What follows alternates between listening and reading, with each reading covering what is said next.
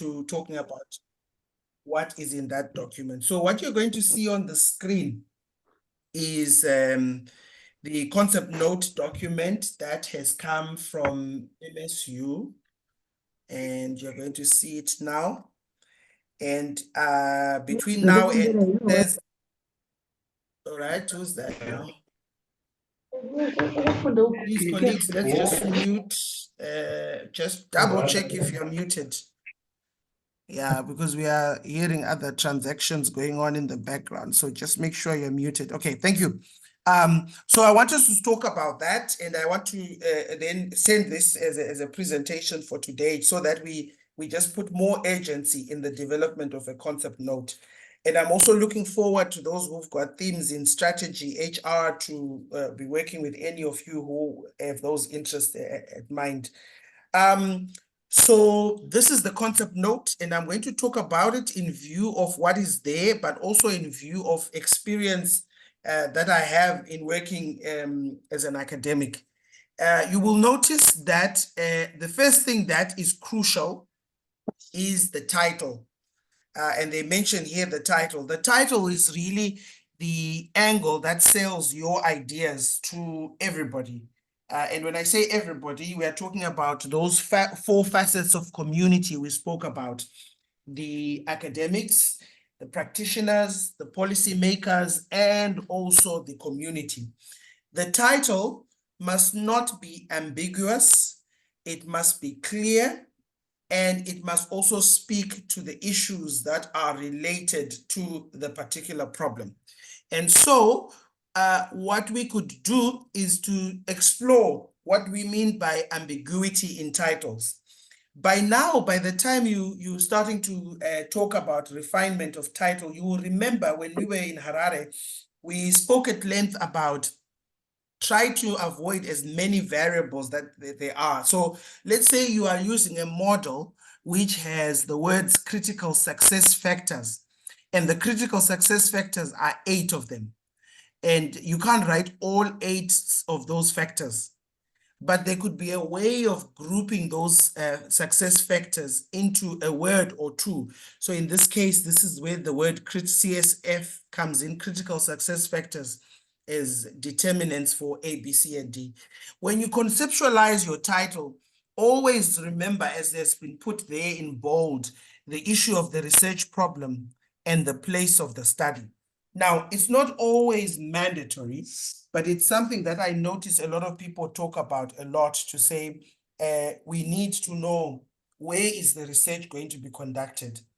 But the caution there is that some of these places where the research will be conducted, so if you say an exploration of critical success factors for marketing development in Zimbabwe, the impression that is given is that the study is in Zimbabwe and is covering every facet of what we would come to know as Zimbabwe. Some people, qualitative people, would say an exploration of marketing development efforts, a case of Zimbabwe. Now, the introduction of the word "a case of," particularly for qualitative research, brings into focus what we call the alignment. And the alignment here is then to say that we know and acknowledge that Zimbabwe is vast. But what we are interested in is just but a unit of a case of Zimbabwe. Now, quantitative people can get away with it because they can generalize to say the role of ethical, the influence of ethical climate on company performance in Zimbabwe. They can get away with it because the sample, vast as it may be, can be coming from different parts of Zimbabwe, or it can be coming from a small portion of what we would call Zimbabwe then. But this is where then I put the inverted pyramid concept that I taught you, that we always move from a position of the general to the specific. The more specific you are, the better, because it really provides this alignment that we want you to. Avoid unnecessary words. So we learned in Harare that you could use words like VUCA in the title, But the first thing that you must do as early as the introduction, you must explain what you mean by concepts such as VUCA. And so this is where you extrapolate and also provide meaning and purpose to what you mean by concepts such as VUCA. Avoid also making statements in the title. The title should just tell us the direction. If it's a quantitative study, you should be able to tell us what we call the key variables that you are focused upon. If it's a qualitative study, you're also able to tell us, even though it may be a bit more fluid in terms of the direction that you are taking, but you're also welcome to tell us where you want to take. Now, you will see in the feedback that I'm providing on some of the topics, if not the majority, I do comment on the title. The title is just a nice way of setting your thesis apart. We did also talk in Harare that there's a difference between a title which is focused upon a journal article and a title for a thesis. Remember, this is a thesis. So the title must be able to sell your study and the direction that it's going to take. And I did provide issues there. But the mainstay here is the problem and the place. And I'll talk about it when we go to the problem statement. Now, some people like to put an introduction and a background together. Others, like the MSU colleagues here, what they've done is they've separated the introduction and the background. Now, that's also permissible. And what I mean by this being permissible is this. The introduction is really the two components that feature in every chapter of a thesis, be it an honors, master's, PhD, or a postdoctoral fellowship or a grant application, is always the introduction and the conclusion. So in this case, the introduction, I always say to some students that always try to write that at last, because it will tell you what you have covered in the chapter, and all you are doing in the introduction is setting the direction and the tone where you want the reader to go in reading your work. You are telling the reader the most important issues to be dealt in the study. So if you are doing a quantitative study and you've got a methodology chapter that you're going to write as a chapter 3 or 4, you are telling the reader what methodological gains or issues that you are letting the reader to be aware of and to consider. There's also something else that we must mention about the introduction. The introduction is not meant to be long.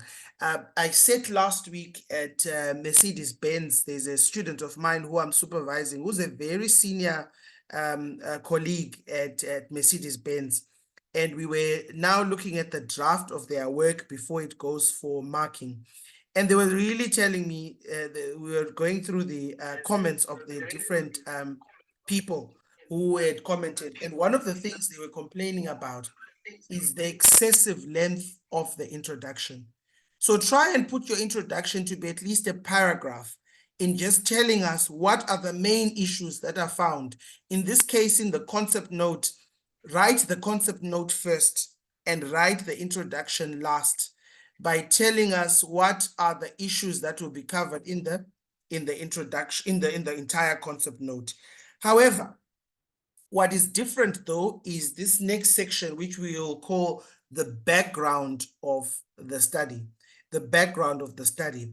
In the background of the study, our main interest now is context. And I did put in a slide which we gave you, context, context, context.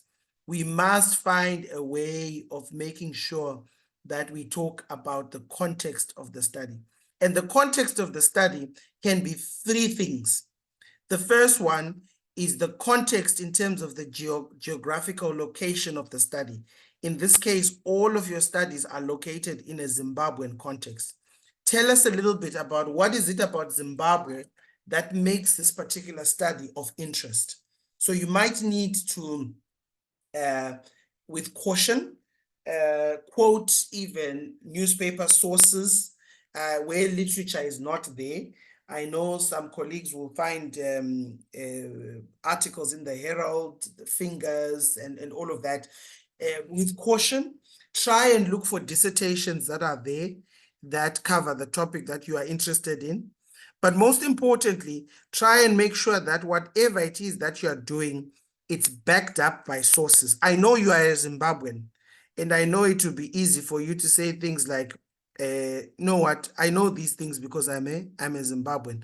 But I think the call of what we are trying to alert you to, what we're trying to get you to do, is to say, get into the habit of providing sources. If you're going to be talking that Zimbabwe is facing economic challenges, tell us what is the inflation rate in Zimbabwe as according to the inflation measures that could be available. If you're going to be talking that Zimbabwe has got a very precarious labor situation, tell us what is it, where do you get the authority to be able to talk about? So the first thing that we're setting the base for in the background of the study is the context where the study is located. The second thing, which is part of the background of the study, is the issue related to the discipline-specific issues. The discipline-specific issues. And in this case, if you're going to be doing a study on ethical leadership, yes, you will talk about leadership in Zimbabwe in general, but you must talk about the talking points within the ethical leadership literature, considering also the contribution of a different range of authors, the contribution of a different range of theorists and what they say. I'm not saying you're covering the theory, hear me out. You must show what is it that is necessitating this study from a contextual background, but also from an empirical background. And that really takes you knowing what are the talking points in the literature.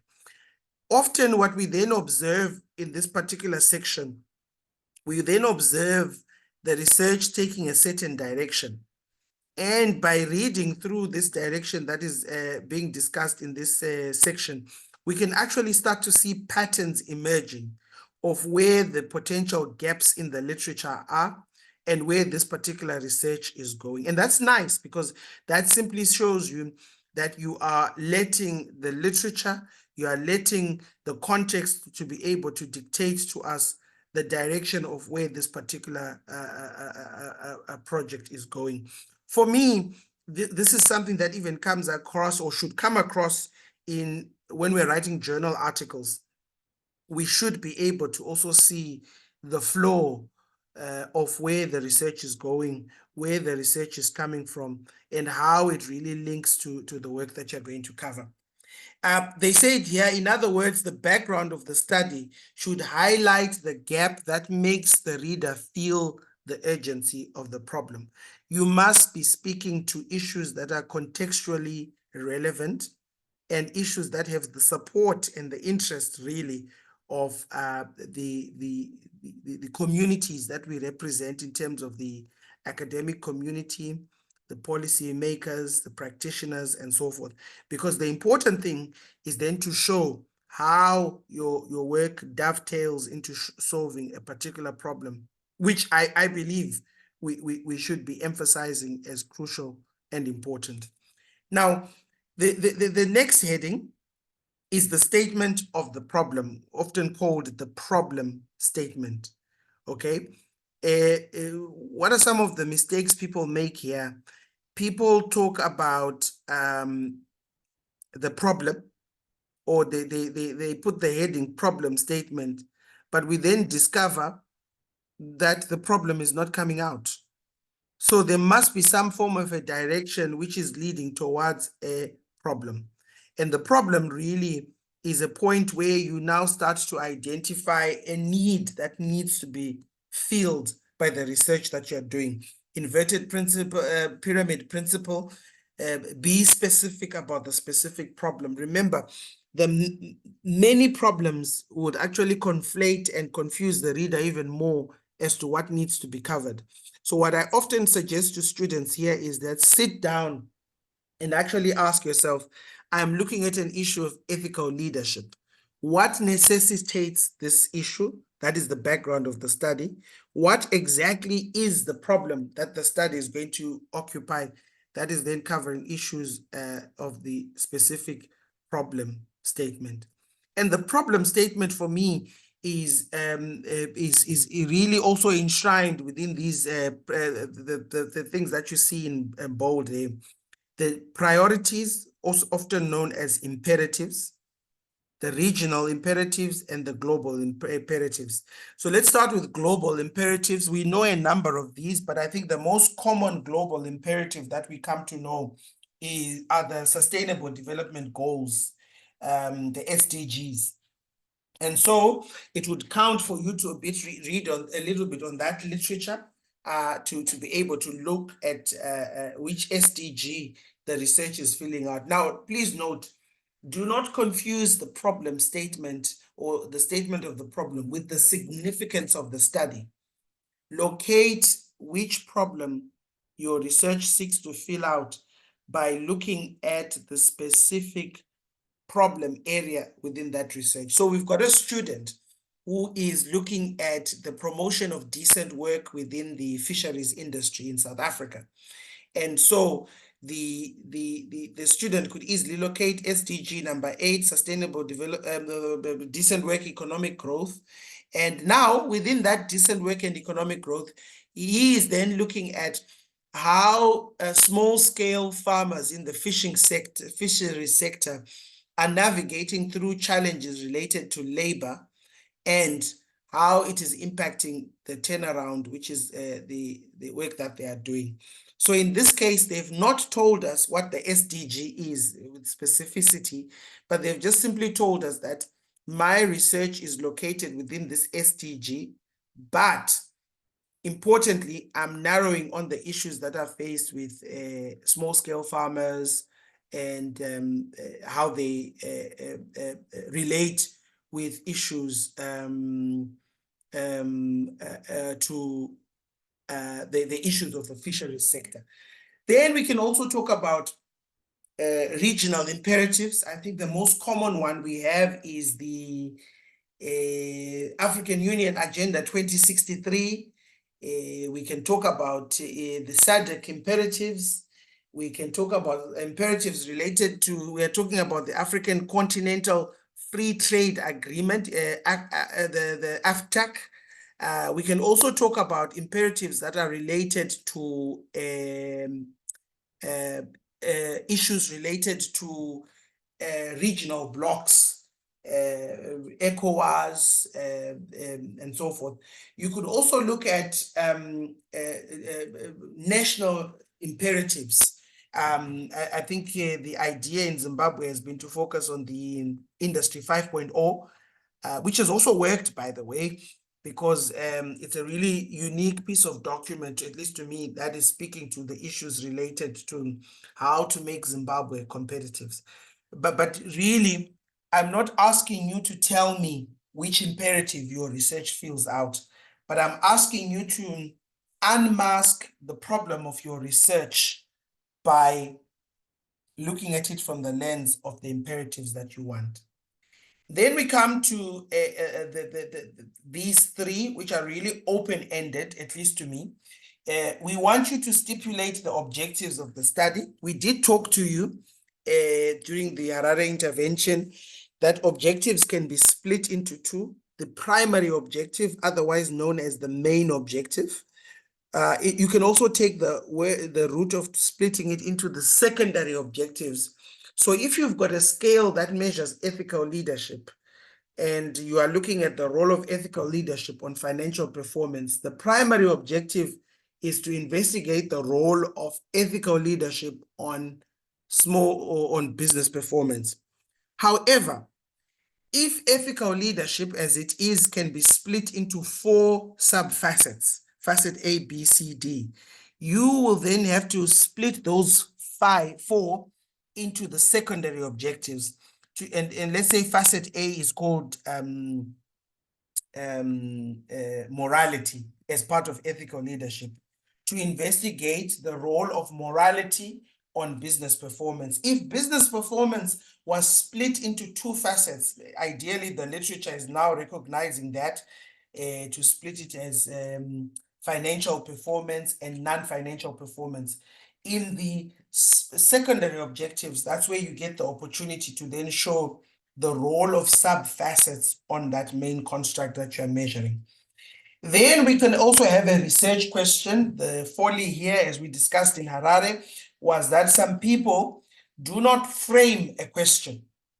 It must be a question. What is the role of ethical leadership on business performance? So it must be a question, and it doesn't have to be supported by literature.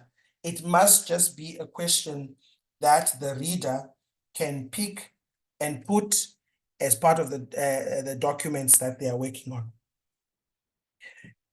Number 6, the hypothesis. Now, if you're working on qualitative research, you do not need hypothesis. A little mistake people were making, again, because we were talking about models in quantitative research, people would then we're really confusing qualitative research and thinking that you will need hypothesis in qualitative research. You don't need hypothesis. However, if you're working on quantitative research, the option is presented of having hypothesis, and there are 3 types of hypothesis. Ideally, the first set of hypotheses are called directional hypothesis, and the second set are called non-directional hypothesis. So directional hypotheses are those that are supported by literature and can then lead you to a safe ground of proposing a direction of the relationship. Given that literature shows that leadership influences performance, we are then going to argue that ethical leadership is positively influences performance. So the direction that we've set there is the direction of the positive part. Even if the literature is also negative, ethical leadership is negatively related. So you need to then make a decision that what is the literature telling me? It could be literature from other countries. It could be literature from a different context. You are setting a hypothesis where you know the direction. However, other times you might not know the direction, or the evidence in the literature is inconclusive. So what you then do here, you then work with what we call non-directional hypothesis, where we don't know or won't speculate about whether it's positive or negative. We would just say ethical leadership influences performance. So we don't know whether it's positively or negatively. So what we've done here is just propose a non-directional hypothesis. But in the literature part, you do state the literature that shows this inconclusive nature of what is being covered. And then we have a third type, which is called the null and the alternate hypothesis method. This, again, really assumes that there are 2 types of hypothesis. A null hypothesis, there is no relationship. An alternative hypothesis, there is a relationship. So it's more like a non-directional hypothesis setup, but really it runs away from trying to have a certain direction, but proposes both. So you present literature, and then based on the presented literature and how inconclusive it is, the null hypothesis, there is no relationship between ethical leadership and business performance. The alternate hypothesis, there is a relationship between ethical leadership and business performance.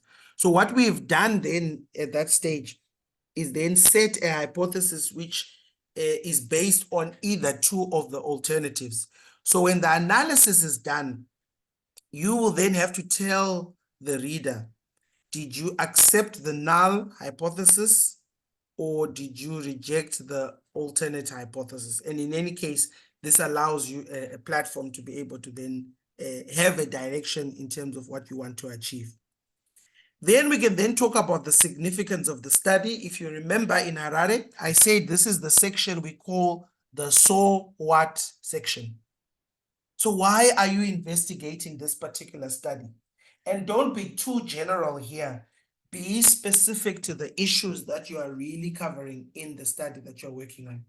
So what?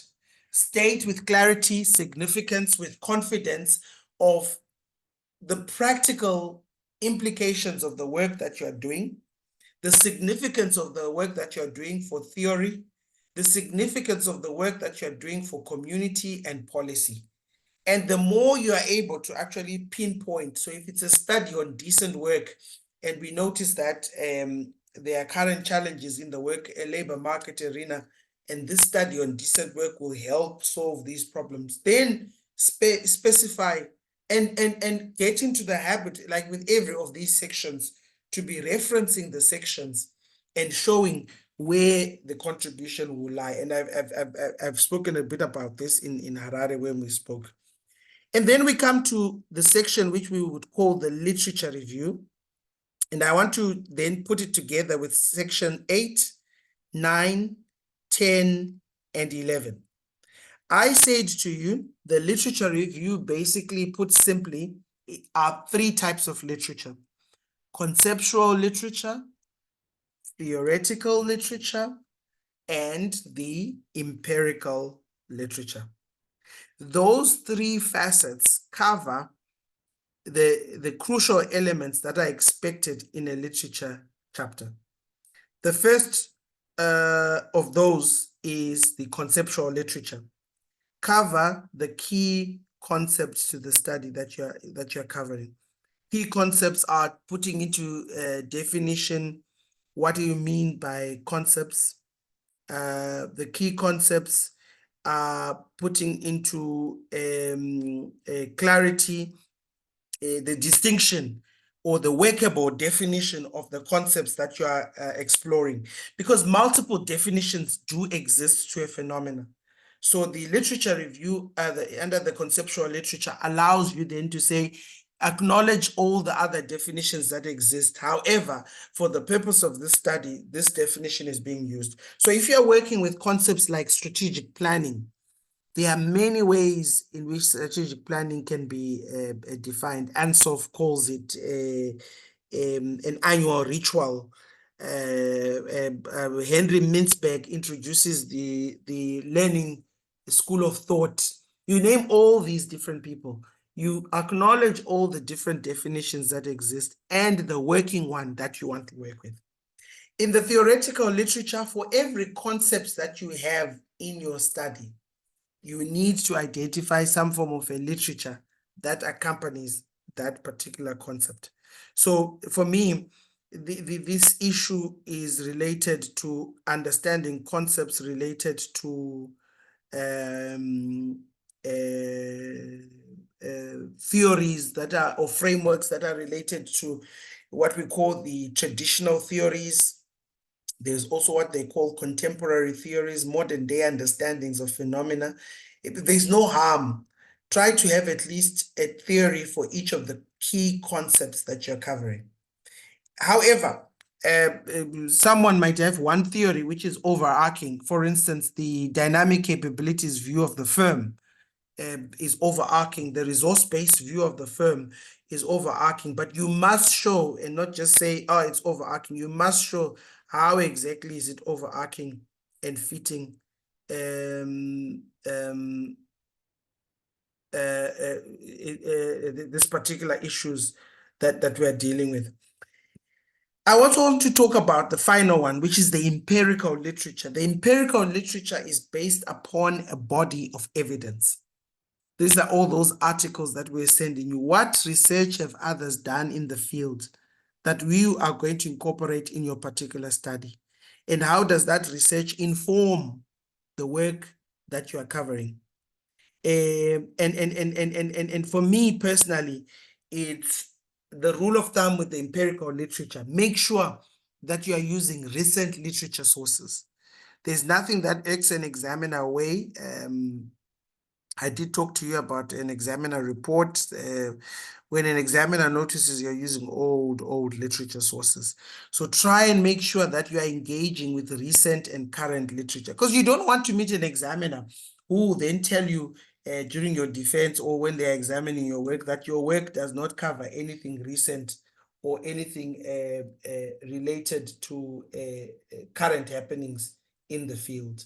And for me, that is something that we shouldn't allow to happen. It is a travesty of justice for people to do that and to tell you that your work is not related to what would be the main issues at play in the literature. Then we then go to the next section, which is the easy section, is really explaining how the research will be conducted.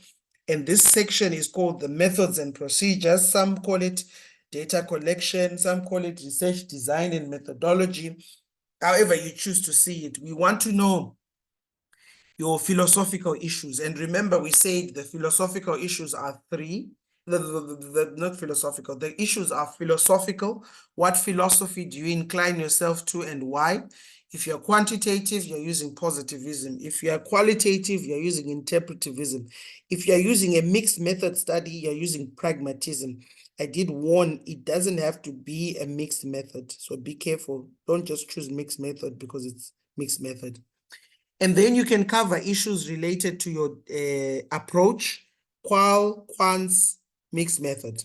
You can cover issues related to your design, which is the descriptive, exploratory for qualitative, causal or experimental, which we usually don't use because it's related more to even the element of longitudinal studies, but also testing association in an experimental condition. So we usually are inclined to the descriptive approach for quants, explorative approach for qualitative. Then you can tell us about your participants. Remember, your description here includes the total population. How are you going to access your participants? We did say the other word for the participants is qualitative. Respondents is quantitative. You can then tell us also if you've got a model. Please note this confused a lot of people. If you are using qualitative research, you do not have a dependent, independent variable. If you are using quantitative research, you do not have to have moderators, mediators, but you must at least distinguish what are the key concepts to your study. Importantly, which we'll dedicate a class to, talk about the instruments. How are the questions that you're going to ask derived, or where do you get these questions? Are you getting the questions from an already validated questionnaire? Or are you getting the questions, are you designing them yourself? If you are designing them yourself, we would like to know what makes that special. How are you going to try and account for any potential biases that can exist with design issues with questionnaires? And it's not just a matter of saying, I'll just wake up in the morning and design these questions. An examiner will ask you, what strategies are you taking? So this is where I prefer that we really look at questions that are taken from reliable scales, particularly the guys who are working with quantitative research, that you can show the journey you're coming from in terms of the measures that you're working with. Then analysis, we will introduce a whole chapter to that. We are having Humphrey Sanokwe coming to the class next week, Tuesday, to talk to you about how he fared with his work, and also to talk about those working with quants, and also have someone who will talk to us about the qualitative methodology through a class. But ideally, you need to know what type of test are you using. If you're using quantitative research, are you testing relationships, in this case, core relationships? Are you testing structural equation modeling? Are you doing regression analysis? If you're using qualitative, are you thematic? Are you, what's the other one? Narrative inquiry. And those are things that we can talk about a little bit later on. And then finally, you can then allocate the issues related to referencing. Referencing here, please note, we are using the latest style of APA. And you need to know, then remember the rule. Latest APA, if it's a journal, the title of the journal is italic. If it's a book, the title of the book is italic. That's just the best way to offer distinction there. What are some of the things that are there? The length is 8 to 12 pages. Font size is 12, 1.5 line spacing, Times New Roman. And also alignment, your work should be justified. It's just little presentation issues that we just need to pay attention to in helping us and assisting us to produce work which is good. If then you submit this work, I will then mark it, give you feedback, and obviously if we are happy that you've made the changes, that mark will then count towards the 30% of your final mark. And then also we will then make a recommendation that you are introduced to the supervisor that you'll be working with so that you can start. Obviously, supervisor being expert in the field can make also changes, but this is just a way also of trying to have a refinement of the idea. And hence, this is why we cannot use the concept notes that we use to get in. We can use them, but you must make sure at least they are refined according to the latest teachings that we are receiving concerning the particular module. So colleagues, I don't know if there are any questions. I will look in the chat. I think Lloyd, you indicated that the introduction should be around a paragraph. Paragraph may differ in size, so coming up with the size too open. I think just don't make the introduction a page. The maximum you can make an introduction is half a page, but even that could be too much because all you're doing is introducing the topic, the chapter, sorry, of what you're working on. So please be careful with that one, that you don't excessively overdo the introduction. Praise, I see your hand.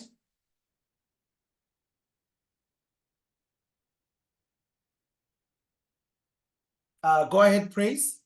Yes, thank you, Prof. Yes, thank you, Prof. I just want to take you back to the research questions. I noticed on the concept notes guideline, they are indicating research questions. Would it matter if we have one question or they would want more than one question? Okay. Considering maybe, would there be an alignment to the hypothesis or things like that? All right, great question. So we must have at least one main research question. So let's go back to that example of ethical leadership influences performance. And we know there are 4 sub-facets of ethical leadership. So the main research question, what is the relationship between ethical leadership and performance? You can then put what are known as sub-research questions, where each of the facets of ethical leadership and performance are then captured under that. It's perfectly fine. I've got no problem with that. And it will then actually align with the objectives, because objectives, you can have a main objectives and secondary objective. We need to see an objective. We need to see a question. The issue of the sub-objectives is really dependent on what it is that you are measuring, and that decision will be yours according to what you are measuring. I hope that's clear. Yes, thank you. Okay. Washington?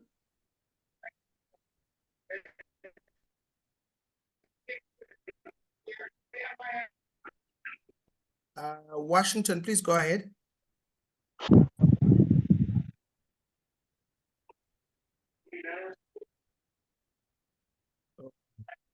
Okay, I can't hear. I know Washington has raised his hand, but I can't hear, and he's muted as well.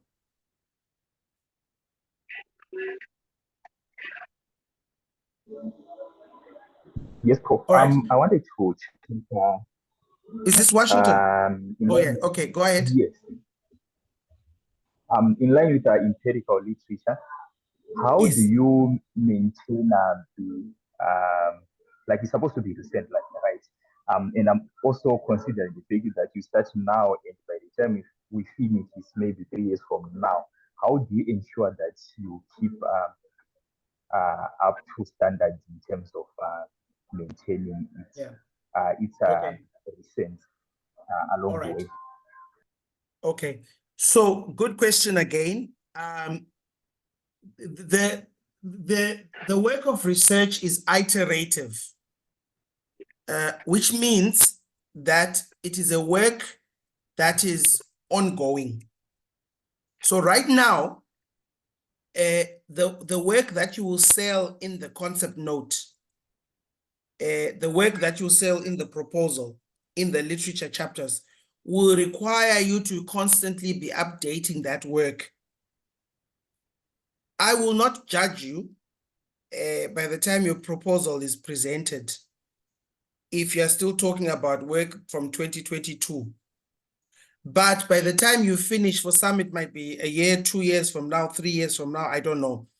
If in 3 years' time, your literature in chapter 1, which is your proposal, is still talking to stuff from 2023, which will be in 2026, 2027, really all you need to be doing constantly is making sure that you're updating your work. The same exercise that you have taken in preparing whatever document that you have, you must make sure that you're constantly updating your work. But right now, the biggest thing is really the selling of your idea. And if at the end of the year, you sit back again with your work and you make sure that it's updated. Mr. Ndoro? Yes, I hear you sound as quantity and qualitative are exclusive. Do I get it right that you strongly recommend using a single approach rather than using the mixed method approach? Right. Is my friend here today? What's his name? China. Let me check. Charuma. Yes. He would know where I stand on this one. Okay. Colleagues, let me be honest. Today, I sat through a graduation. People were graduating. The advantage of a single method is it's manageable. And remember, please do not confuse your work to that of an investigative journalist, where you must say, I want to come to a holistic understanding of what the truth is. I am in favor, and I will not hide this, I'm in favor in doing good quality research, but I'm also in favor of doing good quality research within a stipulated time period. Right now, as a full professor in a department, I can start a project on China or whatever, and I can end this project in 2030 if I wanted, because it's not being submitted to any qualification. It's just a project I am working on that is assisting me to understand phenomena. But if I start studying for another master's or a PhD, I am governed by a time frame. And right now, I will be very honest with you, a lot of you, your ideas are still hazy everywhere. And what you are not wanting to do is to develop those ideas so that they are together and they are coherent, logical, and they are doable. If you want to do a mixed method study, you are welcome to do so. But just be aware the delays that it creates. And that's all I'm saying. An awareness of those delays is going to help you to safeguard any potential problems.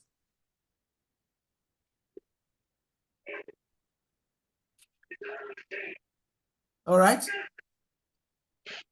That's all right, Professor. Thank you so much. Yeah, just be aware that you might be on this DBL for a long time. Mm-hmm. Yeah.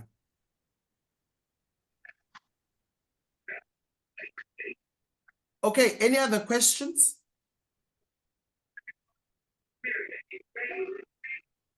All right, no other questions. So I want to show you, remember we have our usual guest on, we had Hinson last week.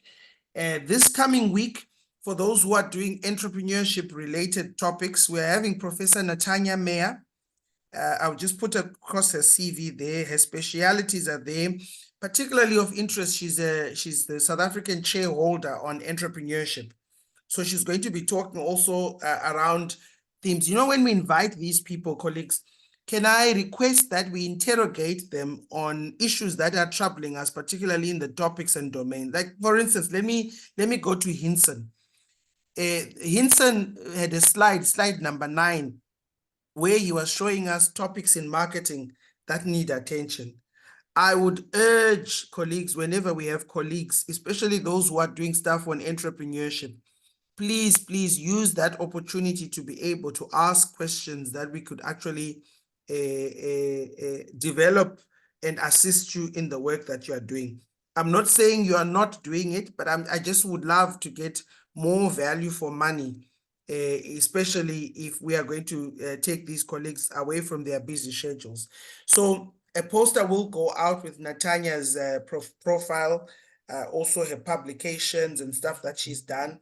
But I hope we can use the opportunity to have such a great scholar in our midst to be able to assist us to produce good quality work.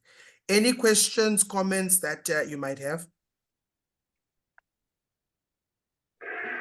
And then my plan, obviously, is to try and make sure that by next week, everyone who sent me a PowerPoint has received feedback, and also we'll now start having dates towards the final assessments and the assessments that we are working on.